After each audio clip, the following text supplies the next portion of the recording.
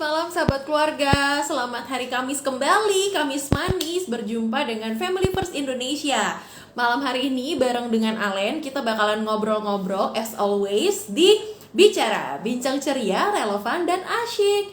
Nah, hari ini kita mau ngomongin karena masih bulan Agustus ya. Karena masih bulan Agustus, jadi aku mau ngajakin sahabat keluarga untuk ngobrol tentang kemerdekaan. Kalau yang lalu-lalu tentang merdeka dari utang, kemudian merdeka dari cinta lama, dan hari ini kita mau ngomong tentang memerdekakan anak. Coba aku nyontek dulu ya. Memerdekakan anak, mendampingi anak, menemukan minat dan potensi diri.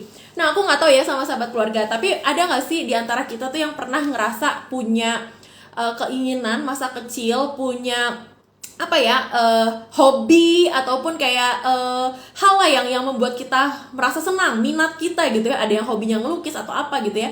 Tapi kemudian orang tua kita waktu kita masih kecil itu nggak bisa tuh memenuhi minat kita. Ada yang mungkin karena masalah finansial, atau juga ada juga yang kayak ngerasa apaan sih musik itu nggak inilah, nggak apalah gitu ya. Jadinya nggak disetujuin nih. Kemudian akhirnya kita pada usia dewasa ketika punya anak terus kepikiran, pokoknya nanti anak aku harus bisa begini, harus bisa begitu, karena waktu itu aku nggak bisa gitu ya. Ada nggak sih yang pernah ngalamin, kalau sahabat keluarga pernah mengalami tentang minat pada masa kecil, minat pada masa muda, pada masa remaja yang tidak terpenuhi, entah itu karena orang tua sahabat keluarga yang nggak mengizinkan, atau memang orang tua sahabat keluarga tidak memiliki kemampuan untuk memenuhinya. Boleh ya nanti di komen di bawah. Nah, hari ini kita mau ngobrol dengan Ibu Krisna Dewi Maharti untuk ngomongin tentang topik ini nih, memerdekakan anak. Bagaimana sih memerdekakan anak untuk mendampingi mereka, menemukan minat dan potensi mereka gitu ya, supaya kita nggak jadi orang tua yang istilahnya papa tuh dulu pengen jadi musisi, tapi karena sama opa nggak boleh, makanya kamu sekarang harus les musik ya, padahal anaknya nggak minat tuh di bidang musik. Nah, langsung aja kita cek di bawah apakah Ibu Krisna Dewi sudah ada ya. Mari kita cek. Oh, Bu Krisna sudah ada di sini.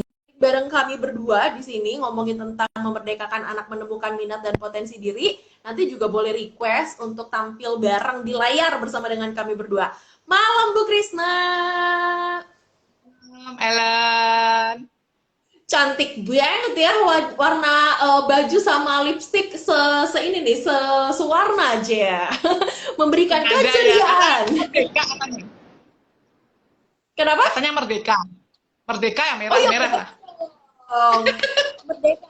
Kita hari ini masih ngebahas tentang kemerdekaan, Bu, karena kan masih Agustus. Nah, ini kita mau ngebahas kemerdekaan yang seringkali mungkin disadari atau tidak disadari, orang tua suka lupa nih memberikan kemerdekaan pada anaknya gitu ya. Tapi sebelum topiknya kita bahas, Bu, baru mulai ini udah ada yang nanya. Tapi kita hold dulu ya sebentar nih. Aku bentar ya, untuk Mbak Ruth ya, Mbak Ruth UT ada pertanyaan. Ibu, nanti kita bahasnya belakangan ya, Bu. Aku mau buka dulu sama Bu Krisna. Bu, ini kan kalau ngomongin tentang minat sama potensi, sering banget orang tua yang mungkin memang tahu, tapi ada juga yang sok tahu ya, sok tahu tentang minat dan potensi anak gitu kan. Seakan-akan dia paling tahu, padahal sebenarnya mungkin enggak juga gitu. Nah, sebenarnya kalau mau dibilang minat dan potensi diri dari anak itu gimana sih, Bu? Sebagai orang tua kita bisa mengenalinya, Bu, supaya kita tuh nggak salah gitu. Ya, sebetulnya kita harus paham dulu bahwa antara minat dan potensi itu dua hal yang berbeda. Ya, jadi kalau minat itu kan sesuatu yang disukai, di mana di situ anak punya passion di situ, kegemarannya di situ, sehingga dia betah untuk berlama-lama, dia betah untuk kadangkala sampai lupa makan, melakukan hal itu gitu ya, sampai lupa untuk tidur atau lupa untuk mandi karena saking sukanya. Di situ ada gairah ya, karena itu dia minat gitu ya. Tetapi kalau potensi atau sering saya menyebutnya bakat ya, potensi atau bakat itu sesuatu kemampuan dasar. Ya, kenapa dikatakan dasar? Karena sejak kecil itu sudah dimiliki. Banyak orang ahli mengatakan bawaan lahir gitu ya. yang sudah melekat dalam anak itu. Mungkin juga ada turunan gen gitu ya, ada bapak ibunya yang mahir dalam hal itu, sehingga anak itu juga sudah sejak lahir memiliki bakat itu. Jadi sekali lagi kita pahami minat itu sesuatu yang digemari anak, ya. Belum tentu loh anak punya bakat di bidang misalnya gitu ya. Anak saya sendiri deh, catur. Dinda itu berkali-kali SD SMP juara main catur, tapi dia kurang minatnya di bidang yang lain, tapi dia berbakat, ya, karena terlihat dari juara-juara piala yang diperoleh gitu ya ketika mewakili sekolahnya. Tetapi bahwa kemudian hari dia dibelikan bidak catur yang bagus pun gitu ya, kadang-kala hanya sebulan sekali belum tentu dibuka, ya. Itu kan sebetulnya dia punya bakat tetapi kurang berminat, ya. Dia minatnya ternyata olah tubuh gitu ya. Dia lebih suka minat dalam bahasa dan juga olahraga gitu ya, gerak lah, tarian modern, sehingga dia hampir setiap hari yoga, bermain yoga, kemudian nonton untuk YouTube, jadi badannya jadi bagus. Kadang nggak disuruh sudah jam 3, jam 4 ya beli matras lagi, lihat segala sesuatunya, itu minat gitu ya. Jadi dia pun bersusah-susah, keringat berleweran ya, bercucuran, dia suka di situ gitu. Ya itu yang harus kita pahami. Potensi itu atau bakat itu bawaan lahir, ketika kemudian dipoles sedikit jadi deh bagus itu. Ya karena dia udah berbakat gitu ya. Ditambah ada minat, wah itu luar biasa gitu ya. Ya orang-orang yang atlet-atlet yang juara itu pasti dari dasarnya sudah punya bakat, kemudian juga minat, sehingga walaupun bersusah payah dia tetap menekuninya gitu ya.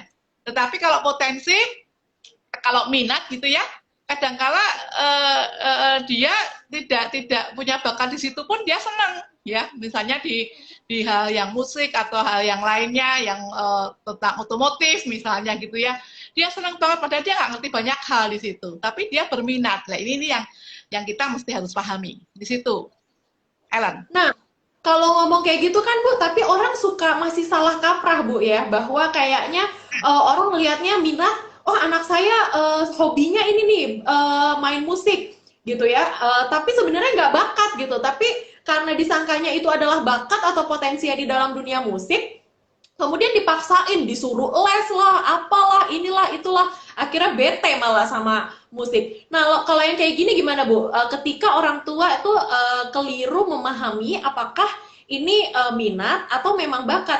Kan kalau bisa dibilang minat itu sendiri berarti bisa berubah-ubah dong Bu ya? Ya, bisa saja berubah gitu ya. Cuman kadang-kala kalau minat itu bisa juga awet gitu ya, walaupun dia nggak punya bakat di situ, dia berminat gitu ya, dia juga bisa tahan lama. Tapi namanya berubah juga bisa. Hanya kalau bakat tadi yang mungkin yang kita kalau dia nggak poles, nggak latih terus ya juga bisa agak kurang menonjol ya, betul gitu ya. Nah kalau orang tua keliru dalam memahami bakat dan minat anak, ya tentu harus belajar gitu ya, supaya nggak keliru. Dari mengamati, dari kecil anaknya itu kalau nyanyi fales nggak misalnya, kok selalu ikutan nyanyi ya, kalau lihat musik itu berbinar-binar, kemudian apa yang di depan diikut dipukul-pukul misalnya itu ya, itu berarti dia minat di situ ya. Mungkin juga kita bisa melihat dia nggak pernah fales dalam menyanyi, ikutin irama juga ternyata tidak keliru gitu ya, dia tepat ketukan nadanya, dia berarti ada bakat di situ. Nah ini yang kita harus amati ya, dari kecil mungkin coret-coret gitu ya. Ada contoh yang menarik Bu. Nih, kalau misalnya sahabat keluarga bingung antara minat sama bakat, contoh paling menarik adalah, aku yakin sahabat keluarga juga dulu bahkan mungkin sampai saat ini tahu film Doraemon kan ya, kartun Doraemon ya. Itu ada temennya siapa nih namanya, Nobita, yang gemuk tuh si Giant. Dia minatnya itu adalah dalam dunia tarik suara, tapi nggak punya bakat dalam dunia tarik suara. Jadi dia hobi nyanyi, tapi bakatnya nggak di situ. Jadinya suaranya lari kemana-mana. Berarti begitu ya Bu ya? Itu bisa dibilang bagaimana perbedaan minat sama bakat. Betul ngomong aja fales, kata-kata tapi dia senang gitu ya. Jadi ya seperti itulah mudahnya gitu ya. Jadi sekali lagi kalau supaya nggak keliru, orang tua nggak tebak-tebak kan juga kasihan anaknya. Kalau sampai kemudian anak tidak berminat di situ, kita paksain, dia tidak percaya diri nantinya, dia tidak menjadi diri sendiri. Jadi memang harus diamati, harus dilatih. Kadang-kadang juga tanya orang-orang yang punya pengalaman di bidang yang memang menurut kita anak itu minat. Misalnya, ini anak saya suka gini-gini loh. Coba misalnya kalau suami saya, anak saya ini mau lomba catur gitu ya, cari tanya ke grup RT, siapa yang tahu ya, siapa yang pintar catur di sini, gurunya di mana ya? Oh ini Pak ada Pak, nomor teleponnya ini ya, dilatih sebentar, dipoles, ternyata ya karena ada potensinya itu cepat, tetapi ternyata anak kami tidak minat gitu ya, artinya itu tidak bertahan lama, hanya pas waktu senggang ya dia baru buka itu bidak caturnya gitu ya. Kalau ada saudara datang, Dinda yuk main catur, ayo, baru gitu ya. Itu. Jadi kita tanya ahlinya, kita kasih ruang dan waktu untuk anak juga berlatih mengeksplor, kelihatan bisa apa tidak, dan kita amati sejak kecil. Memang dia hobinya di mana. Kalau dalam hal akademik pun ketika nanti penjurusan, ini bakat anak kita di mana. Lihat nilai-nilainya. Ya, nilai-nilainya anaknya lebih banyak hafalan di IPS atau memang yang eksak. Jangan sampai anak senangnya di IPS, kita paksain ke kedokteran. Waduh, setengah mati nih. Nyambilnya di IPA eksak gitu ya. Walaupun sekarang ada ukurannya sih, kalau memang nilainya nggak bagus ya sekolah tidak akan mengizinkan dia masuk ke IPA. Ya, gitu. Oke, nah Bu, ini pertanyaan dari followers kita, dari viewers kita nih, Ruth_UT, berkaitan nih dengan pertanyaan yang udah aku siapin juga nih Bu. Gimana nih Bu, kalau misalnya eh, kita waktu masih kecil punya minat yang tidak terpenuhi, dan ketika kita menjadi orang tua, kita memaksakan ambisi kita pada masa kecil itu dipaksakan kepada anak Bu. Gimana caranya supaya kita nggak menjadi orang tua seperti itu? Atau bagaimana cara menghadapi orang tua yang memaksakan ambisi kepada anak, Bu? Ya, minimal kalau itu bagian dari kehidupan kita sendiri, artinya itu kita pelakunya, ya kita sadar diri dong, jangan sampai seperti itu, gitu ya. Pastilah kalau seandainya kita berempati nih, anak itu saya pasti tertekan sekali gara-gara mengikuti ambisi orang tua, ya. Ternyata anak tersiksa, gitu ya. Kita nggak boleh seperti itu. Kita harus berdamai dengan masa lalu kita. Ya dulu mungkin memang kita tidak bisa tersalurkan karena mungkin faktor ekonomi, mungkin karena faktor kesempatannya juga nggak ada gitu ya, finansial orang tua nggak mendukung, macam-macam lah, atau jauh jaraknya untuk latihan, dan beda dengan zaman sekarang yang sudah sangat maju gitu ya. Untuk anak kita gitu ya, atau mungkin memberikan masukan tadi kan gitu, ketika orang tua maksakin anak gitu ya, ya memang harus hati-hati. Kalau kita seorang guru, ya tentu harus bicara empat mata. Ibu, sebetulnya anak ibu kami lihat minatnya nggak di sini. Jadi kalau kita paksain, justru apakah nanti tidak merusak kepribadian anak ya? Dia merasa tidak dimengerti, tidak dicintai, bahkan kelelahan secara emosi, nanti bisa berontak, nanti bisa tidak mencintai dirinya sendiri. Kenapa saya harus selalu ngikutin, kok aku nggak dimengerti. Nah ini dampaknya luar biasa untuk hal-hal yang lainnya. Jadi ketika orang tua ada yang memaksain, nah ini orang tua yang tidak bijaksana gitu ya. Udahlah, oh memang minat dulu nggak terlaksana ya, ayo latihan sendiri sekarang. Orang tuanya ini jangan maksain ke anaknya ya. Kalau memang dulu saya pikir anak saya pinter main piano, sekarang kan saya bisa beli nih, tapi anaknya nggak suka, ya beli aja sendiri, latihan sendiri, panggil guru pelatihnya gitu ya. Itu yang harus dilakukan. Jadi emang intinya memaksakan ambisi orang tua itu nggak pernah berakhir dengan baik. Mungkin anak bisa gitu ya, mungkin anak mampu, tapi apakah itu sudah pasti minatnya? Belum tentu, dan itu bisa bikin orang juga jadi trauma nantinya. Jangan sampai anak kita pun menghadapi trauma gitu ya. Kan kita udah tahu tuh gimana rasanya sedihnya kita ketika minat kita tidak terpenuhi gitu kan. Makanya jangan sampai kita juga melakukan hal itu terhadap anak kita. Nah Bu, ini ada pertanyaan nih Bu ya, dari Petra_Yoneta. Sebenarnya Bener nggak sih kalau bakat itu cuma 1%, sisanya itu ketekunan? Gimana, Bu? Wah, ya sebetulnya bakat itu justru sesuatu yang banyak ya, artinya lebih dari 1% gitu ya. Karena kalau nggak berbakat, ketekunan saja itu lambat nanti. Untuk jadinya itu lambat. Artinya butuh waktu yang banyak. Tetapi kalau potensi bakat itu sudah ada dalam diri kita 50% misalnya, wah dipoles 1 bulan saja sudah kelihatan perkembangannya luar biasa. Jadi bakat itu justru sebetulnya ada dalam diri kita itu sudah potensinya banyak gitu ya. Tinggal kita menemukan nggak, ngerti nggak caranya gitu ya. Bahwa kita orang tua harus dengan sengaja menemukan bakat anak kita gali. Kita juga dulu saya juga anak saya itu sejak kecil saya lihat dia bagus untuk lihat musik, nyanyi juga nggak pernah fales. Misalnya kalau dari kecil nyanyi, misalnya saya ngomong, balonku ada 5, dia ngikutinnya itu nggak fales gitu ya. Kemudian Gitu ya. ketika, iya, kemudian dilatih untuk apa namanya, do, re, mi, coba yang solnya mana, dia tahu angka 5 gitu kan, ini sol gitu ya. Jadi, oh ini ada bakat ini. Kemudian dari kecil ya, kelas 2 SD kalau nggak salah tuh saya leskan musik dan memang betul dia memang ada bakat di situ. Guru lesnya mengatakan ibu anak ibu ini hearingnya pendengarannya bagus sekali ya dia cepat sekali ini makanya ya puji Tuhan sampai kemarin bisa 2 tahun yang lalu mewakili misi Indonesia budaya Indonesia untuk ke luar negeri ke Eropa ya ke Athena dengan apa ya istilahnya semua kemurahan Tuhan lah gratis gitu ya untuk pergi ke sana dan menampilkan macam-macam atraksi melalui keahlian musiknya itu. Ya gitu memang diamati, dilatih, kita coba-coba gitu ya, bener nggak? Dan anak ternyata suka gitu. Ya, artinya memang nih kalau mau dibilang kayak tadi penjelasan Bu Krisna di awal ya, ngomongin mungkin antara potensi sama minat, mungkin besaran yang mana itu terlepas dari besarnya yang mana, tapi mau dibilang sebenarnya kalau ditekun memang orang bisa gitu kan. Orang mungkin bisa mencapai tujuan tertentu atau ambisi tertentu, tapi apakah itu sudah sesuai dengan minat atau tidak?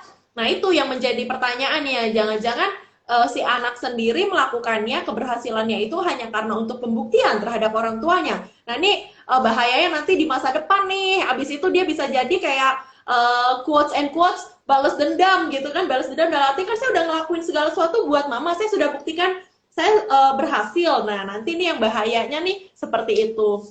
Nah Bu, ini ada pertanyaan nih. Hari ini pertanyaannya banyak ya sampai aku Banyak tidak bisa ya. menjawab. Ini dari Chung Marwita. Kalau anak minatnya atau senengnya cuma ngegame gimana, Bu? Ayo. Ya, itu sebetulnya bukan minat atau istilahnya kalau kita bicara di sini pasti minat itu potensi diri. Itu yang harus kita pahami dulu.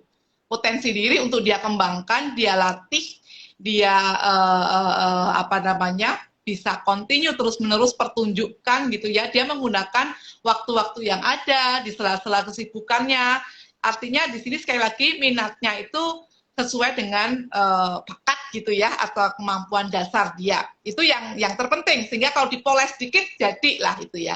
Tetapi kalau minat main game ya semua anak saya pikir orang dewasa juga banyak ini ya suka minat main game mungkin juga itu bagian pelarian dia nggak mau belajar pelarian dia nggak mau ketemu dengan kita ya dia bisa jadi pelarian mungkin supaya dia nyaman ya kita nggak ngerti tetapi dari game itu apa yang dia peroleh misalnya anak saya kemarin bukan game ya tapi memang medsos itu dipakai karena sudah kuliah ini ya ngerti itu ya untuk menggali potensi dia ikut dalam ajang-ajang kemarin mewakili untuk simulasi PBB dia diterima gitu ya kemudian ikut misalnya ada pendaftaran beasiswa yang lainnya apa potensi diri dia mengikuti lomba demi lomba bahkan beberapa kali dapat hadiah kiriman apa sih dek aku ngisi ini ada di medsos gitu ya ada lomba ini dapat kiriman apa. Jadi kalau minatnya di media sosial untuk hal yang positif sih oke, itu bisa menggali potensi diri dia, kemampuan dia. Tapi kalau di game, di gadget gitu ya, untuk sekedar main-main kepuasan diri, Ya ini yang memang harus kita bicarakan gitu ya. Apalagi sudah mengganggu kewajiban yang utama dia, belajar misalnya, atau hal-hal yang lain. Kita harus omong, karena mungkin ini minat yang justru akan menyesatkan mungkin. Nah, jadi kan, itu berarti kan bukan minat potensi diri yang kita bahas malam ini. Ya, karena minat sakar PDW. Seenaknya Nah, sendiri berarti bocah. Nah, berarti poinnya gini sahabat keluarga. Jadi kalau misalnya terkait dengan gadget atau game, ini memang agak tricky nih. Artinya begini, eh, memang ada banyak orang yang akhirnya begitu usia dewasa kelihatan tuh ketika hobi masa kecilnya main game ternyata membawa dia menjadi apa sih namanya orang yang sukses ya dalam dunia game. Tapi yang dimaksud Ibu Krisna gini, kita tuh juga perlu tahu sebagai orang tua nih, kita perlu tahu ketika anak megang handphone atau gadget main game itu adalah karena memang minat dalam arti gini, ada game kalau aku suka main game words Bu, jadi kata-kata dalam bahasa Inggris, nah itu kan ngasah otak ya. Atau sekadar game yang kayak misalnya aku agak kurang paham sih sama game-game zaman sekarang, tapi yang istilahnya dari grafiknya aja misalnya menunjukkan kekerasan atau bahkan juga ada pornografi dan lain-lain. Nah, ini yang dimaksud Bu Krisna untuk kita sendiri mesti kritis terhadap permainan yang dimainkan oleh anak. Jangan-jangan dia cuma sekadar mencari alasan untuk menghindari ketemu sama kita, atau akhirnya membuat dia tidak bertanggung jawab dengan pelajaran. Nah, ini bahaya gitu ya. Nah, ini Ya, nyambung dengan pertanyaan dari berikutnya nih, dari Agnes T. Kalau minatnya suka melihat HP, bagaimana mengetahui bakatnya? Nah, ini yang tadi Bu Gusna bilang nih. Jadi mesti dicek dulu, ngelihat HP-nya ngapain. Nah, untuk bakat, nah gimana Bu? Untuk mengenali bakat, mungkin Ibu Krisna bisa lebih dalam lagi, Bu. Cara orang tua bisa mengenali bakat anak kalau anaknya ini, apa namanya, mukanya di gadget terus, Bu. Gimana, Bu? ya, kalau mukanya di gadget terus berarti kan kita tidak memberikan sebuah aturan ya di dalam bermain gadget anak kita. Jadi sebetulnya kan anak itu dari kecil sudah ada apa ya dikomunikasikan lah kapan boleh mainnya, kapan tidak, kamu hobinya apa, ya yang harus dikembangkan apa, mau dalam hal olahraga atau dalam hal seni seni yang lain, entah melukis, mama nggak mau cuma main gadget terus, ya main gadget boleh, tapi ada waktunya. Tapi kamu juga mesti punya hobi. Nggak boleh sekedar kemudian main gadget terus, game ya. Itu akan merusak kamu, jadi pemalas, jadi ansosial. Ya, kadang mama datang kamu juga nggak nengok, nggak noleh, ya, karena keasikan di situ. Ya, itu nggak baik. Memisahkan kita nggak pernah tatap muka, nggak pernah ngobrol-ngobrol. Mama lihat kamu bisa dalam misalnya kita lihat anak kita bisa dalam hal bermain gitar misalnya ya ayo setiap hari misalnya kamu main gadget setelah itu juga main gitar itu harus diamati Ya. kita harus komunikasikan gitu ya dan untuk mengerti potensi lebih dalam juga ya kita kadang-kala memang harus mencoba dengan sengaja duduk untuk mengingatkan latihan jam berapa dan kita dampingi kalau dulu saya memang juga antar dia latihan begitu sudah agak besar ya sudah panggil guru les sendiri untuk musik saya mengatakan kamu sudah bagus nilai rapotnya, mama nggak mau hanya sekedar di kognitif, tetapi yuk kita gali potensi kamu, pilih nih, mau olahraga atau mau yang musik gitu ya. Nanti anak kan macam aku mau melukis dulu, ternyata aku bosen lah, cuma sebulan gini-gini, tapi aku nggak suka, terus kemudian juga kita lihat dia nggak perkembangannya nggak maksimal, terus pinginnya apa ya gitu kita juga harus sabar. Kadang anak-anak bosenan itu sebetulnya dia juga sedang menggali. Kita jangan buru-buru marah-marahin juga, gitu ya. Jadi kita harus komunikasikan, kita harus amati, kita harus tanya ke anak kita maunya yang mana, ini apa ini, mana ya, dia kan mikir gitu. Atau ini, misalnya antara apakah bulu tangkis, dulu anak kami les bulu tangkis juga sampai 2 tahunan itu, si Dandi itu ya, karena suka.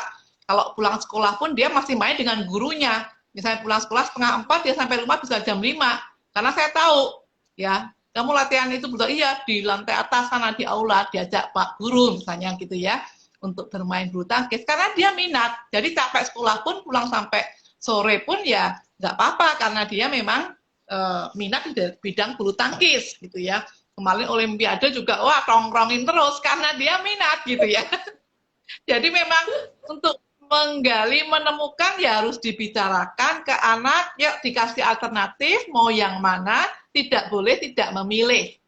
Ya, supaya anak tidak terpaku kepada gadget terus atau HP-nya. Gitu. Nah ini ada kalimat yang sangat menarik, seakan-akan Ibu Krisna bisa membaca pikiranku nih ya, bahwa tadi aku mau nanya, kan usia tertentu bagi anak Bu emang bosenan ya Bu ya, kita mesti sadar bahwa mereka tuh sangat ingin tahu, tapi begitu tahu jadinya bosen gitu kan. Nah ini kalimat yang sangat baik dari Bu Krisna tadi ini untuk mengingatkan kita semua bahwa itu wajar nih sahabat keluarga kalau anak bosenan, pengen coba ini, baru nyoba beberapa lama kok ganti lagi. Nah ini memang kita sebagai orang tua perlu memaklumi, tapi juga tetap mengarahkan. Tadi kata Bu Krisna tuh mesti kita liatin, dalam arti tuh kita mendampingi, memberikan waktu bagi anak, mengamati apa sih yang benar-benar menjadi minat dari si anak. Nah, Bu, berikutnya nih, Bu. Banyak ya pertanyaan hari ini. Sudah, padahal tinggal 5 menit, tapi nggak apa-apa ya, Bu, ya, kita bahas dulu aja. Ini dari Diah Pujaningsih. Bagaimana mendampingi anak yang tidak pede pada bakatnya? Anaknya punya bakat, tapi nggak pede, Bu. Gimana, Bu? Ya, hampir hampir orang tua kebanyakan mengalami hal itu. Saya pun demikian, bahwa ketika kita mendorong anak untuk tampil dalam nyanyi, ikut paduan suara atau vokatur, nggak usah lama, nggak usah lah. Yang lain aja kenapa sih yang main musik, organisnya kenapa aku terus misalnya gitu ya, karena dijadwalkan mungkin yang kosong pas anak-anak kecil gitu ya, ketika SMP yang lainnya pada bekerja gitu ya, aku lagi, nggak usah lah, dia nggak pede. Tetapi kita dengan kesabarannya, kalau saya gitu ya, ayolah kamu pasti bisa, percaya deh pas kamu bisa, nanti mama doain gitu ya, kita pulangnya kita makan yang enak kesukaan kamu. Jadi kita banyak memuji, meyakinkan kamu itu luar biasa ya. Kadang-kala mungkin nggak pedenya kan juga mungkin pernah diketawain teman-temannya di sekolah, kita kan nggak ngerti gitu ya. Tapi tugas kita untuk menanamkan bahwa kamu bisa ya, kamu tuh, mama tuh bangga dengan kamu luar biasa kok. Ya kita terus ngomong seperti itu, itulah sebenarnya untuk memupuk sampai akhirnya anak betul-betul bulat.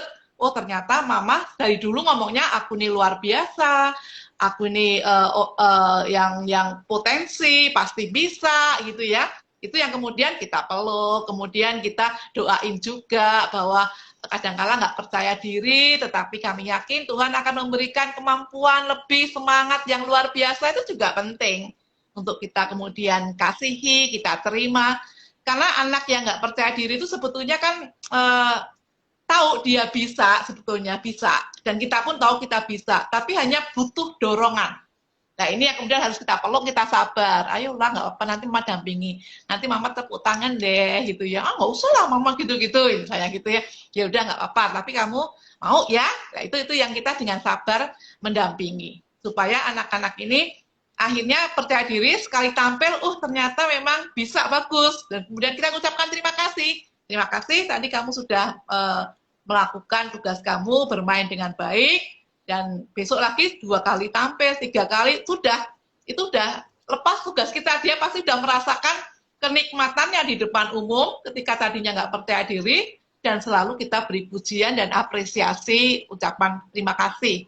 Itu penting sekali. Terima kasih Bu Diah untuk pertanyaannya.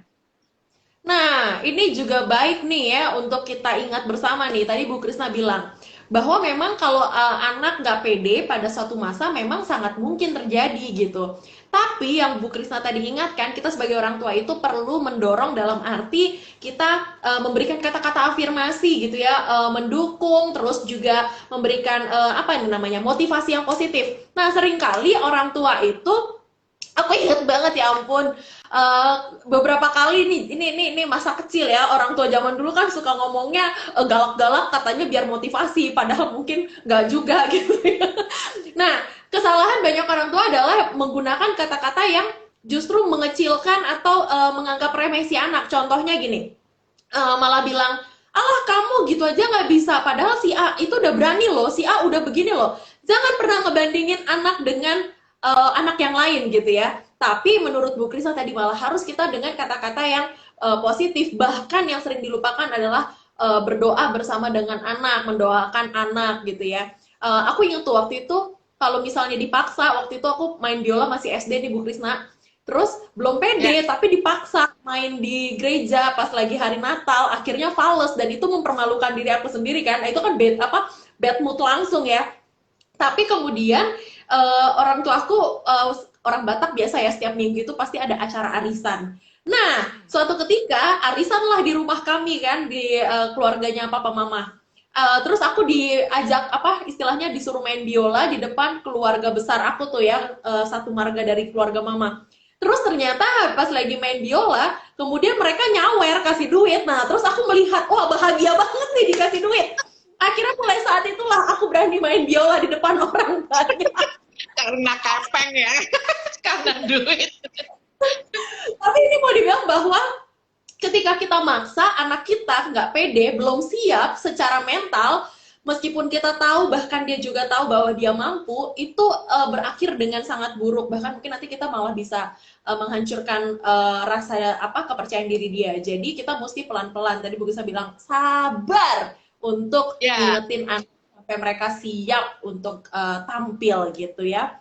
Bu, ini masih banyak Bu pertanyaan, nggak apa-apa ya Bu ya? nggak apa-apa, silahkan. Dari Agnesti lagi nih Bu, bakat bisa berubah nggak sih? Kalau bisa, faktor-faktor apa yang kira-kira mempengaruhi perubahan? Gimana Bu Krisna? Ya, bakat tentu bisa berubah walaupun artinya berubah itu lebih tidak maju gitu ya. Kemudian karena dia dia tidak pernah latih, dia tuh bisa potensi dasarnya itu bisa. Tapi kalau nggak pernah dilatih ya bagaimana gitu ya. Kemudian dia bisa berubah ke minat, bisa gitu ya. Berubah ke hal-hal yang lain ya. Itu juga bisa gitu ya.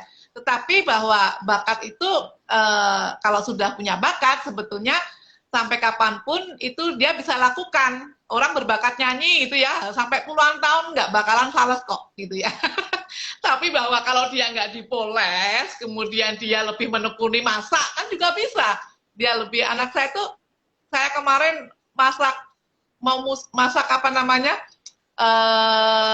udang telur asin gitu ya. Itu berarti telur asinnya mentah dikocok deh. Bukan mah, mama beliin telur asin mateng deh. Nanti tak kasih tahu karena dia suka sekali nonton MasterChef kemudian macam-macam itu ya jadi ternyata bawang putih juga digeprek dulu baru diiris kecil-kecil kalau saya tak iris teratur malah nggak bagus gitu ya ternyata saya diajari anak saya itu telur matang asin udah dicongkel aja terus dihancurin pakai air matang kan mah coba sini udangnya mana terus kasih telur dulu kasih tepung yang berbumbu dulu terus garam putihnya itu digecek baru dirajang-rajang. Jadi saya malah belajar karena dia yang mengamati TV. Tapi prakteknya dia juga belum pernah tapi tahu teorinya gitu ya. Akhirnya kita masak bareng gitu ya. Lah, di situ berarti itu minat, dia minat ya. Itu minat. Dia nggak berbakat tapi minat dan dia senang melakukannya. Tapi untuk hal yang berbakat itu apakah bisa berubah? Artinya berubah tidak semakin maju bisa karena dia malas untuk mengupgrade ya, berlatih gitu ya. Tetapi sampai kapanpun sebetulnya dia kemampuan dasarnya sudah ada, dia pasti bisa melakukan walaupun dia akan jauh dari teman-teman atau orang lain yang mengajak dia untuk melakukan bakat dia itu. Ya minimal kalau dia sudah pernah melakukan di usia remaja, usia SD pasti bisa. Tetapi kalau bakat itu dia nggak pernah lakukan, ya dia cuma pendam terus talenta itu, ya siapa yang tahu kalau ternyata dia berbakat di situ karena orang tuanya nggak menemukan, nggak menggali, nggak mendampingi. Jadi anak tuh harusnya bisa renang misalnya, bisa bahasa Inggris pinter, casis, nggak ada yang mengarahkan. Nah ini kan bisa menjadi sesuatu yang tidak bertumbuh, jadi tidak maksimal lah. Seperti itu sih penjelasan saya.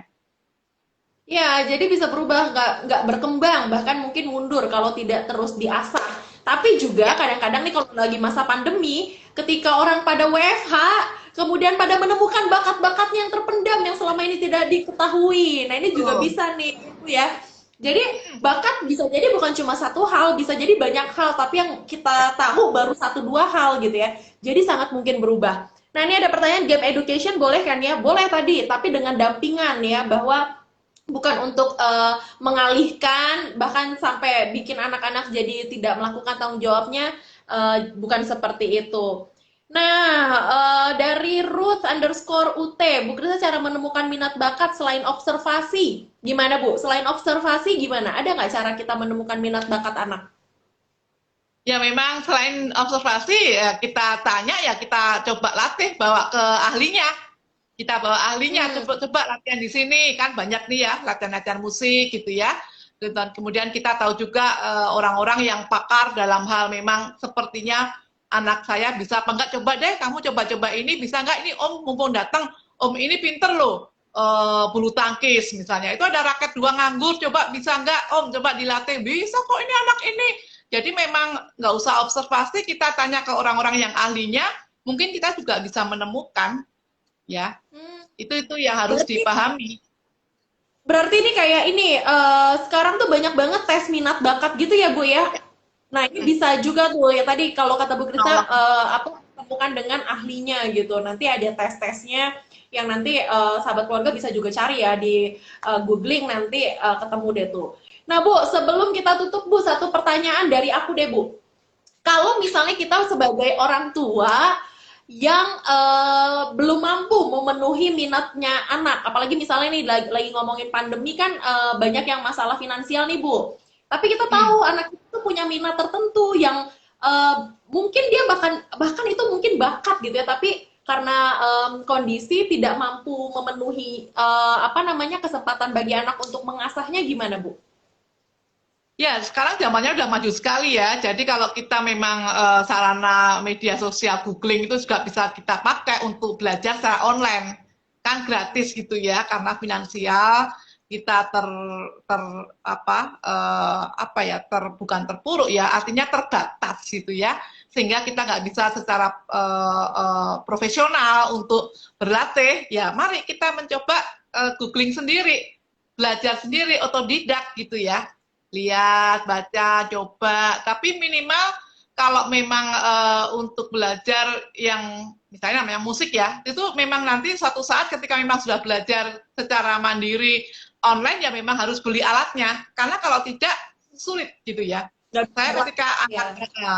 anak berlatih ya sebulan dua bulan untuk latihan di rumah itu kan ada PR-PR-nya. Nah ini anak juga main online, misalnya belajar secara online karena keterbatasan uang, ya tetap kita juga tabung. Misalnya baru 6 bulan nanti mungkin bisa beli, kita sisihkan uangnya supaya lebih bisa menemukan bakatnya itu dengan kita lihat di YouTube misalnya gitu ya, atau di googling lah itu bisa banyak kok kita belajar secara mandiri melalui gadget.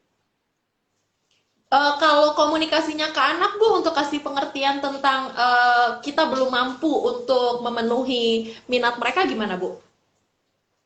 Ya, kita mesti terus terang, apalagi kalau anak-anak itu sudah bisa diajak kompromi, artinya ya usia-usia kelas 5 ke atas gitu ya. Mama tahu kamu punya potensi, mama juga pengen kok ya untuk membelikan supaya kamu semakin mahir, tapi untuk beberapa bulan ini kayaknya nggak bisa nanti pas dapat bonus ya misalnya ya kita memang harus janjikan ke anak misalnya sekian bulan atau tahun depan gitu ya. Dan itu kita belajar menabung, menabung, menyisihkan sampai kita tahu misalnya, oh nanti ada THR, oh nanti ada dapat ini arisan misalnya gitu ya.